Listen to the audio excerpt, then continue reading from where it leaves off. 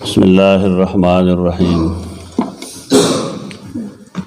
باب اثبات رؤیت المؤمنین فی الآخرہ ربهم سبحانہ وتعالی باب پدے بیان کے چھ مسلمانان با مومنان با آخرت کی خپل رب وینی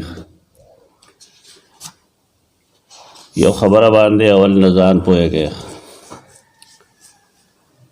اغدارا چھ یو دا اللہ اسماء دی نمونا یو دا اغا صفتون دی پا نمونو پا صفتونو پا دواروان ایمان لرل لازم دی اغا ایمان مجمل چھ بے خو خلقتا نو پہے کے بیداو چھ آمنت باللہ بے اسمائیہی و صفاتی ما دا اللہ پا نمونو دا اغا پا صفتونو باندے ایمان راوڑے کلچ دا اللہ دے صفتونو ذکر کی نو پائے کہ بظاہر دا سخکاری چھ گویا کہ دا مخلوق صفتونو دی تو پدے بزان پوئے والغواری چھ دا مخلوق صفت کے اور دا خالق صفت کے فرق ہے ہر مسلمان پدے پوئی گی چھ اللہ اللہ دے و مخلوق مخلوق دے اللہم عالمی مخلوق و معالمی پوئی ورطی لیکن دوارو پوئیو کہ دزمک اسمان دفاصلے نہ سوا فرق دے مخلوقم لیدل گئی اللہم لیدل گئی لیکن دوارو لیدل جدا جدا دی مخلوقم اوریدل گئی اللہم اوریدل گئی لیکن دوارو اوریدل جدا جدا دی یعنی دا اللہ ذات یا دا صفت دا دا انسانی سوچ نا ډیر پورته سیز ده تا دیو جنا پا دی سیزنو کی دا شک و شبه طرف تمده کلچ مونگا دا اللہ لیدل او آئیو دا اللہ لیدل بدا سے نہیں سنگا چیز مونگا استاس یو بل سے لیدل دیخ دا غی وجہ دارا چی دا خو صفت دا مخلوق دیخ دا غشان لیدل دا مخلوق صفت دیخ اللہ بلیدیشی سنگ بلیدیشی تو دا بالا غی لیدیشی یا غشان بلیدیشی سنگ چے اللہ غوڑی دنیا کے منگ پدے لیدلو نپویو البتہ رسول اللہ صلی اللہ علیہ وسلم زمونگا دا پویولو دا پارا دا فرمائی لی دی چے سنگا یو غریب و مالدار مسلمان سپوگ میں لیدیشی نو دارنگی با دا اللہ رویت ہم ویخ اہل سنت والجماعت وی دیتا بلا کیف ہوئی تشبیح بنا اور گئے تشبیح بنائی لیکن دا اللہ دا صفت نہ انکار نہیں نبار کیف دا ڈیر گھمبیر مسئلہ دا مشکل مسئلہ دا عوام تا صرف دم روایو چی سمر پا حدیثو کی یا قرآن کی راغلی دی بس آغا شانت لڑ شیخ آغا تسلیم کے آغا اومنیخ پاگی ایمان لرے اور پاگی سوچ و فکر ہو گئے پات شدہ چھ دا مخلوق سر تشبیح دا غلط رخ اللہ چھ خپل صفت سنگ بیان کر دے پاگی باندے آغا شانت ایمان ساتل ضروری دی صحابہ کرام بدے کے کود کو رید نکو دیر سوچ بچار بے نکو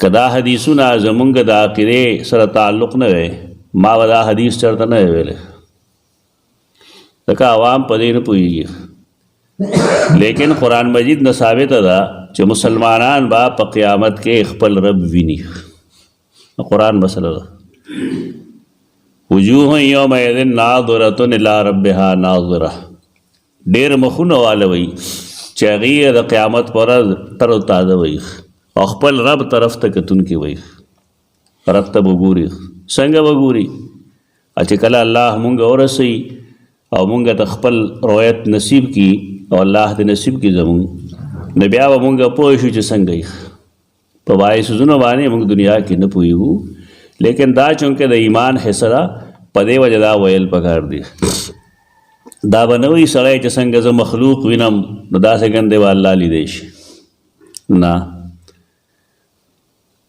دا مشکل مسئلہ اسلاف با مشران با دا مسائل د عوامو ته د عوامو منځ کې نه بیانول. اوس هم کوشش دا پکار دی چې ډېر د عوامو منځ کې دا بیان نشي، ځکه عوام په دې نه پوهېږي او بیا هغوی د الله تشبیه ورکوي مخلوق سره. سیدنا ابو موسیٰ شریف فرمائی رسول اللہ صلی اللہ علیہ وسلم فرمائل جنتان من فضت آنیتہما وما فیہما وجنتان من ذہب آنیتہما وما فیہما. قرآن مجید سورۃ الرحمن کے ومن دونہما جنتان ویلے چې دی ته نږدې نور دو باغونه دي. هغه دو باغونه د هغې تفسیر په دې حدیث کې راځي چې دوه جنتونه دي من فضت د سپینو زرو، آنیتهما وما فیهما د هغې لوښي هم د سپینو زرو دي او پای کې چې څومره اشیا دي ټول د سپینو زرو دي. دا ګوره زموږ د سوچ نه پورته یو څیز دی. خالق او د هغه صفت خو ډېر لوی څیز دی. مخلوق کې باید صفات زموږ د سوچ نه ډېر پورته دي. یعنی د یو څیز د یو جنت هر څیز به د سپینو زرو وي، که هغه اوبه وي بالفرض، که میوې دي، که ځمکه ده، که هغې اسمان دی، که هغه نور اشیا دي، دا به ټول د سپینو زرو وي. دې باره کې زموږ ذهن کې هېڅ شی نه راځي. تصور موږ د دې نشو کولی چې دا به څنګه ځمکه وي او څنګه میوې به چې د سپینو زرو وي. سړی به خوري څنګه، استعمال به څنګه وي.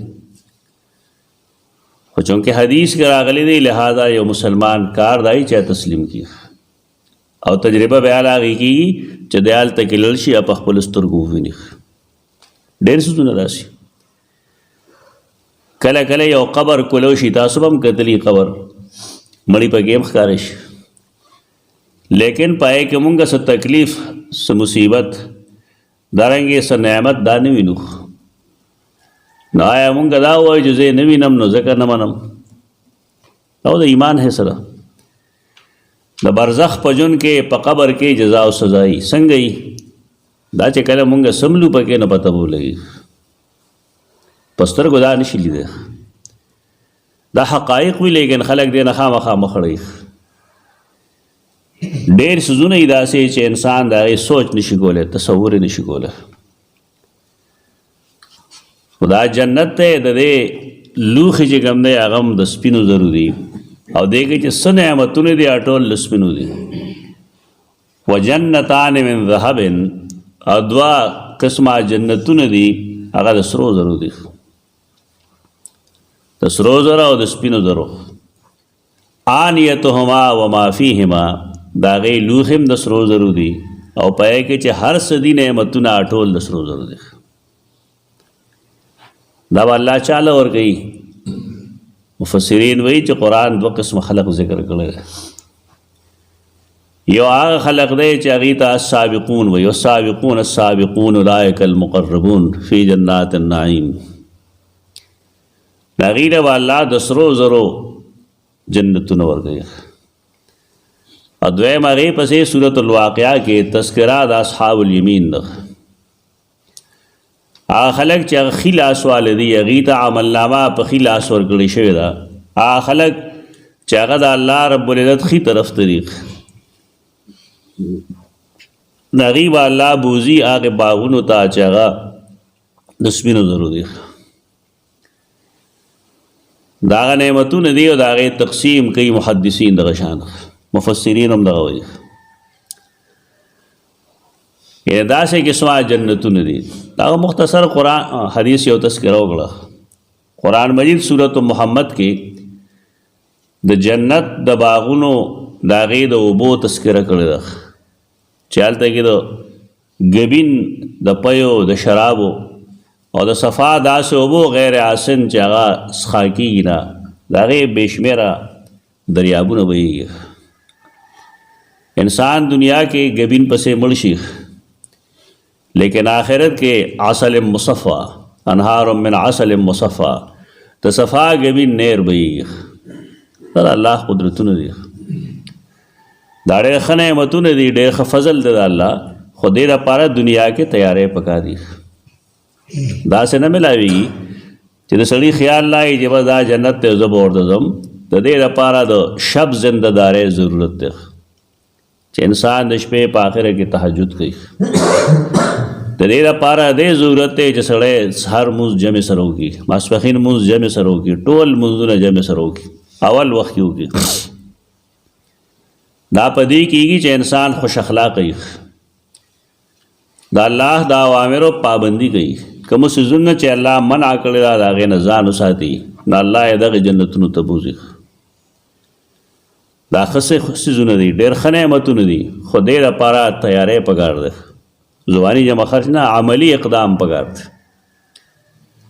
عملی اقدام یو پرون ماخیلو جمعې مونځ کوي چې د چاشت مونځ کوئ، ساخت مونځ کوئ، اشراق چې ورته وایي.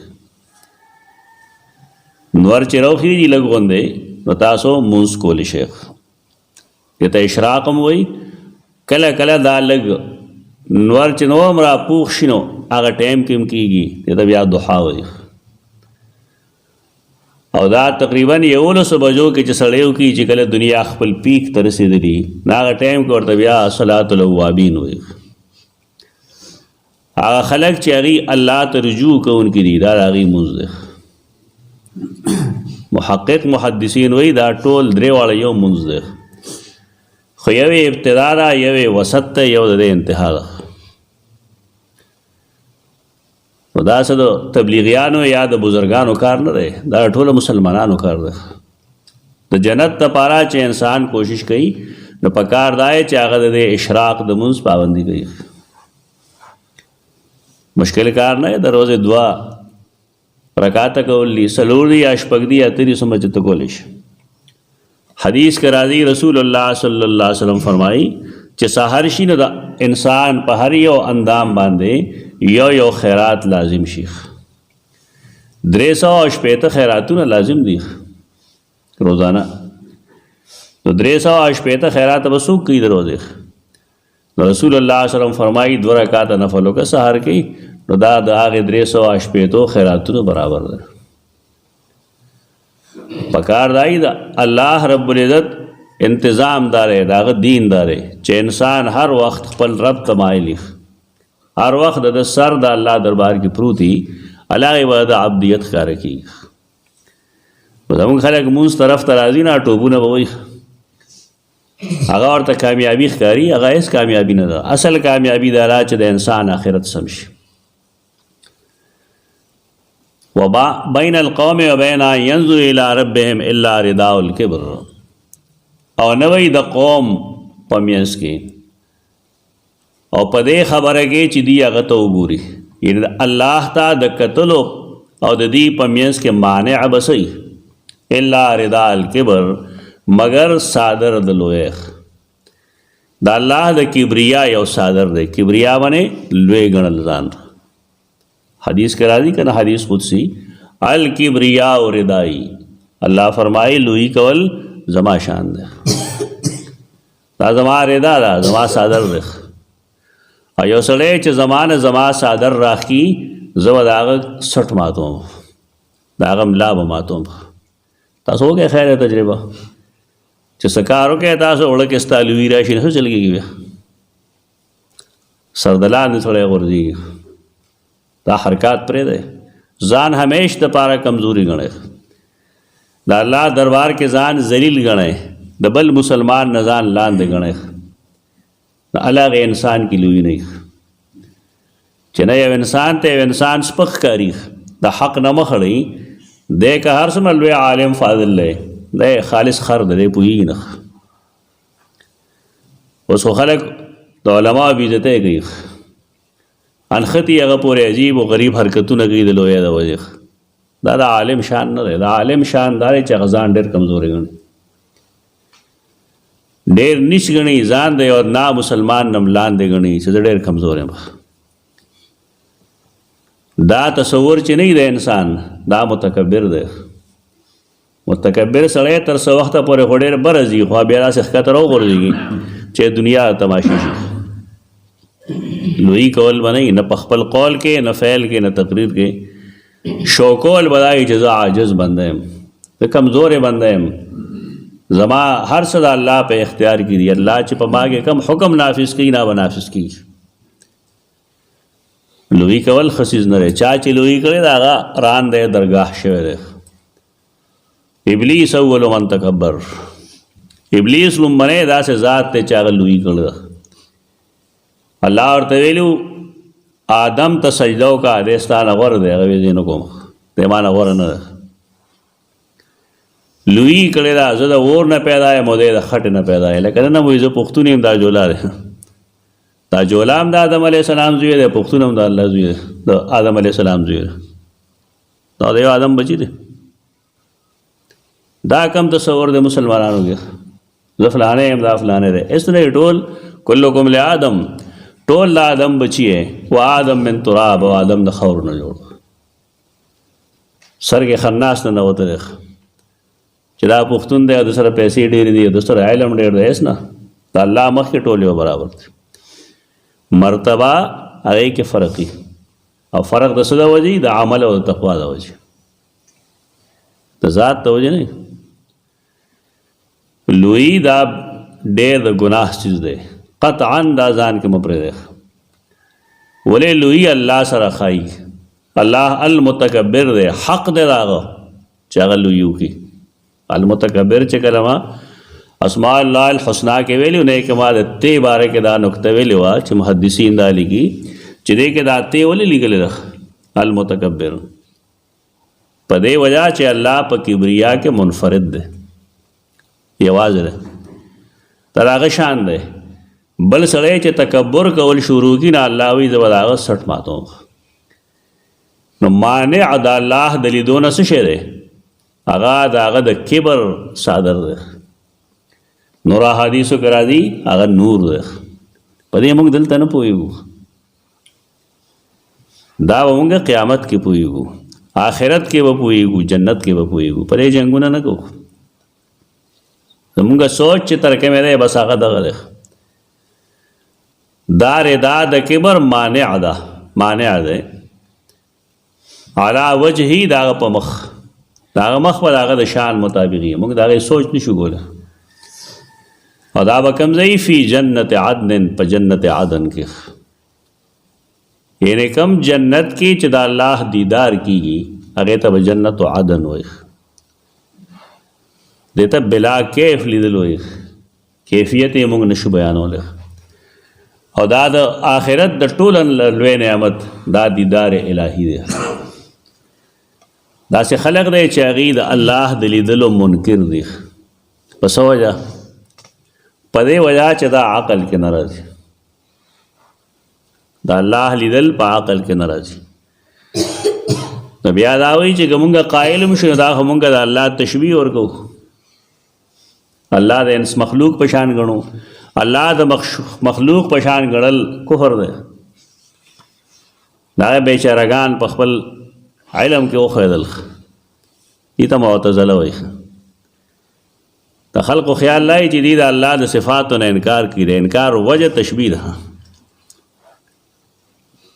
یعنې دې خپل احتیاط دا کړی چې راشه بس دې نه انکار وکړه، خبره به ختمه شي. خدای غلطه کړې ده.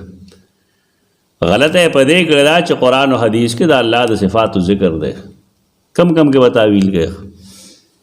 ښه طریقه دا ده چې سړی صفت ذکر کړي او د هغې علم الله ته وسپاري.